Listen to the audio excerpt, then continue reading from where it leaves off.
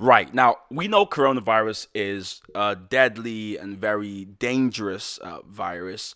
It's brought almost no good to our country. It's just devastated a lot of different places and different things. And we want to make that very, very clear. However, what's been very interesting to see through the coronavirus crisis is how different industries have reacted to it. And speaking to friends and speaking to colleagues, here in the office, but also just online, it's very clear to see that there are certain winners and losers. There are certain people who are struggling, and we ought to take greater care of. And it's good to see Rishi Sunak's budget that seems to be helping businesses that are struggling and that are losing out from this.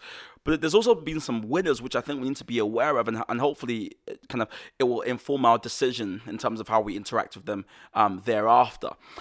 With everything being shut off and people not being able to go out, and people being asked to social distance, to stay away from large crowds, so there's some very clear losers. I mean, if you are an event company, this is a really difficult time. Event companies notoriously, make a lot of money and cover a lot of overheads with people coming into the store, coming into the building, and socializing and doing events there. Restaurants are losing, pubs are losing out, cinemas are losing out.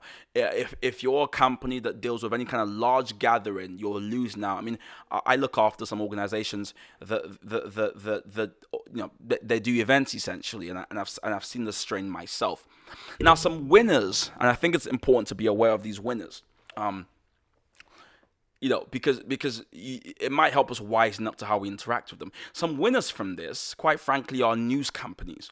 I mean, you've seen on Twitter, on social media, on Facebook, how these news companies, especially the ones who have a profit motive, are solely preoccupied with clicks. Namely, who's gonna click on the site and come and engage with our content. So you'll see in companies putting out as articles, updates they can put out as tweets. I clicked on an article that said, coronavirus now confirmed in, so and so. Clicked on it, and I clicked on the article, and there was nothing on the article. It was literally the same line. I thought, is that it? And they said, well, yeah, we just want to get you on our site.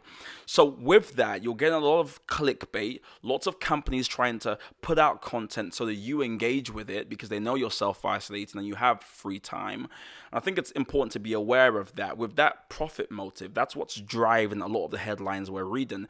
And as such, is something we ought to be very aware of. Of course, with everyone at home, Zoom is really doing well. Likewise, Skype is doing well. Why? Because people now are working remotely. So these online companies that have built a structure based on folks signing in and logging in and existing solely online equally are doing very, very well. I was reading the other week that Costco and large stores with good inventory equally are doing well because they can restock very, very quickly and they can get rid of stock very, very quickly. Whereas smaller independent shops aren't doing so well. They don't have lots of inventory, and again, they never could have seen this coming. We say all of this to hope that it informs your choices a bit, because at times like this, we need to think about those who are losing out. And we really need to invest in those charities. I mean, charities thrive off donations. And right now, people may not be feeling very charitable because they are worried about the future. But charities have staff to pay for. They have people to look after.